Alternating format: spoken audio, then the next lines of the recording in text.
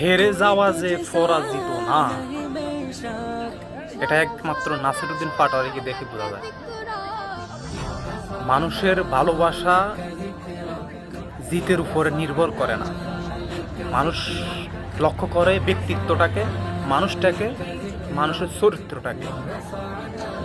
দেশে যে কোনো জিনিসের হার জিত আছে, কিন্তু হাইরা গেলেই যে হেরেই যাবেন এটা বড় কথা নয়।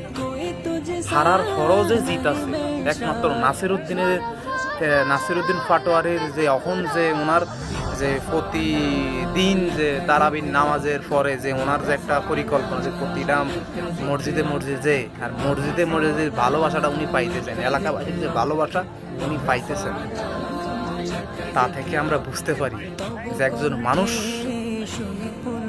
বলতে পারে যে আসলে হাইরাকে যে আসলে হারে নাই, উনি জিতে গেছেন। উনি ওসমান হাদির ভালোবাসা পাইতেছেন, উনি নিজের যে ব্যক্তিত্বের, উনি যে মানুষের যে আসলে যে স্বাধীনতা, বা উনি যে আসলে সৎ মানুষের সততার মানুষের যে আসলে যে সততার মানুষের যে দাম আছে, সততা যে দাম আছে, সেটা বুঝতে পারে মানুষ, বা ভালোবাসা দিয়ে মানে বুঝতে পারে। তাই আমি বুঝতে পারতেছি নাসিরুদ্দিন পাটোয়ারি হেরে গেছেন, কিন্তু জিতেও গেছেন।